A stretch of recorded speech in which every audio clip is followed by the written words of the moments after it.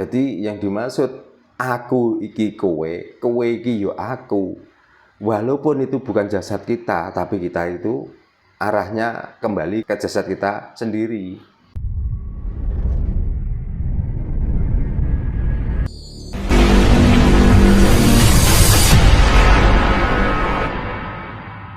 Sugeng dalu Pak Tarno rahayu. Nggih, sing dalu rahayu. Iseng panggilan malih sih Pak nggih. Nggih. Pak, ini ada sedikit pertanyaan mungkin perlu nanti Pak Tarno untuk menjelentrehaken nggih. Nah, kula kan nanti kepireng istilah ngeten Pak. Aku iki kowe, kowe iku aku. Nggih. Niku pripun Pak? Penjelasanipun Pak. Nggih, saderengipun sugeng dalu kagem sederek-sederek pamirsa ingkang pidalem dhateng pundi kemawon. Kita ndedonga sareng-sareng kita tansah pinaringan karahayon, kabagyan, kamulyan dan nebahaken saking pituran sami kala menapa-menapa paringi ayem tentrem sak keluarganipun. Salam rahayu. Rahayu saking dumadi. Rahayu. Nggih. Mangsuli pitakenan Mas Indra.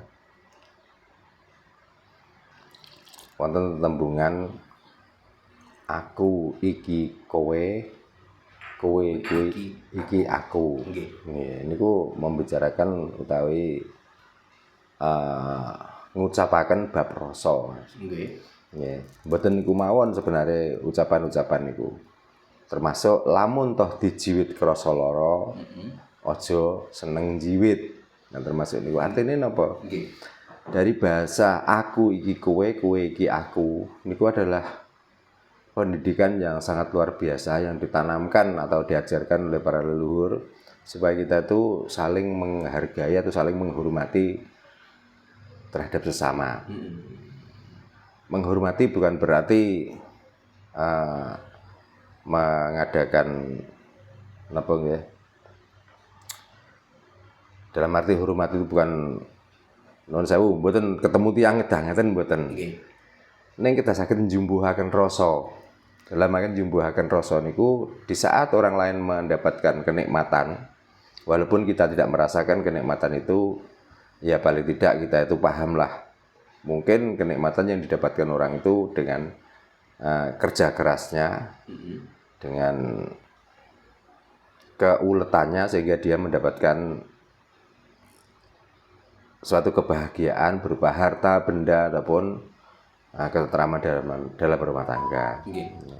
Sing dibalik itu, dikala kita tuh melihat kesusahan pada orang lain, lalu kita berpikir bahwa bagaimana rasanya orang yang lagi mendapatkan musibah itu.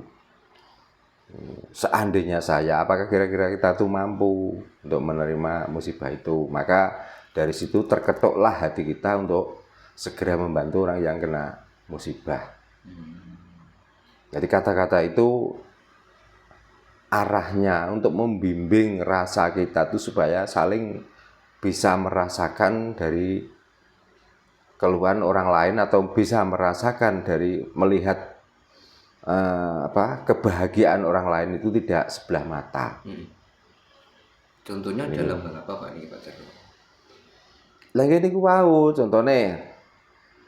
Karena hidup ini bertetangga. Nggih. Ya mungkin tetangga kita itu karena saking uletnya bekerja atau saking telatennya dalam bekerja itu, pada suatu saat hasil dari pekerjaan mereka dia bisa beli mobil, bisa beli sawah, bisa beli apapun lah. Jadi kita itu akhirnya tidak berburuk sangka pada orang itu. Jadi kita akhirnya memikir, oh iya, tonggo kuwi iso tuku ngono kuwi mergo le sregep nyambut gawe atau saking pintere le nabung. Bukan kita mencurigai tetangga kita bisa beli seperti itu berarti itu hasil ngepet atau ngemek pesugihan. Gitu. Jadi melihat orang bahagia itu balik ke rasa kita. kok aku iso ngene, mergo aku kalah ulet, kalah sregep dibanding wong kuwi. Gitu. Itu salah satu contoh. Terus contoh yang berikutnya, dikala ada tetangga kita atau saudara kita itu yang lagi mendapatkan musibah, sakit atau bencana yang lainnya. Lalu rasa kita nanti bagaimana rasanya orang mendapat musibah itu? Seandainya musibah itu menimpa pada kami atau keluarga kami, apakah saya mampu menerima musibah itu? Gitu. Maka dengan melihat musibah seperti itu, maka terketuklah hati kita walaupun kecil umpamanya. Lalu kita itu berusaha untuk membantu, untuk meringankan beban orang yang kena musibah itu. Jadi yang dimaksud aku iki kowe, kowe iki yo aku. Walaupun itu bukan jasad kita, tapi kita itu arahnya kembali ke jasad kita masing, ke jasad kita sendiri akhirnya. Jadi orang lain merasakan apapun itu tolak ukurnya diri kita sendiri. Ya. Berarti intinya istilah aku iki kowe, kowe iku aku, bukan apa itu Pak, semacam kiasan antara manusia dengan Tuhan. Bukan. Bukan ya? Bukan. Karena kowe itu mengarah pada sesama. Sesama. Iya. Kan di situ ada bahasa kowe, ada bahasa aku, ada bahasa ingsun. Gitu. Tapi kalau ingsun iku Gusti iku ingsun, itulah membicarakan tentang Tuhan. Tapi kalau kowe itu kan bahasa keseharian. Iya. Bahasa keseharian artinya berarti kita dan yang lainnya. Hubungan antar sesama. Antar sesama. Kalau ingsun dengan aku gitu. Ingsun lan Gusti iku ingsun, itu baru membicarakan antara manusia dengan Tuhan. Manusia dan Tuhan. Antara jasad dengan roh. Artinya begitu. Nah, kita berbicara rasa, Pak. Nah, ini ada kata-kata, Pak, bahwa sakjeroning rasa itu ada rasa. Sakjeroning rasa iku ana rasa mesine. Sakjeroning rasa ana aku. Tan meliputi jagat lan saisine. Itu pripun, Pak? Sakjeroning rasa ana rasa. Yang dimaksud rasa itu adalah nafsu kita. Itu kalau rasa, bukan raso gitu. Bukan. Lah rasa tanda kehidupan dari nafsu itu. Sakjeroning rasa ana ingsun. Nggih, ana ingsun to mriku. Ana aku nggih. Ana aku nggih. Tan meliputi jagat saisine. Jadi ngeten Mas. Rasane menungso niku rasane nafsu. Karena tanpa nafsu manusia tidak punya rasa. Ya, tapi nafsu itu digerakkan apa? Digerakkan oleh darah. Maka di situ rasa. Darah kehidupan.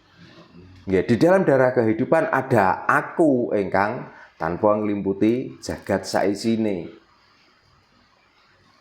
Jadi kita membicarakan alam, membicarakan dunia ini karena apa? Karena ada kehidupan kita. Tanpa ada kehidupan kita, dunia tidak ada.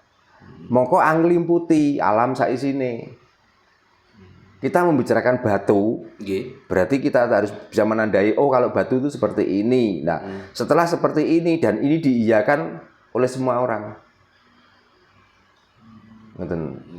Jadi teng mriku anglimputi alam saisine, artinya orang alam samar, dalam arti alam samar kita tidak mempunyai penemu yang beda dengan yang lain.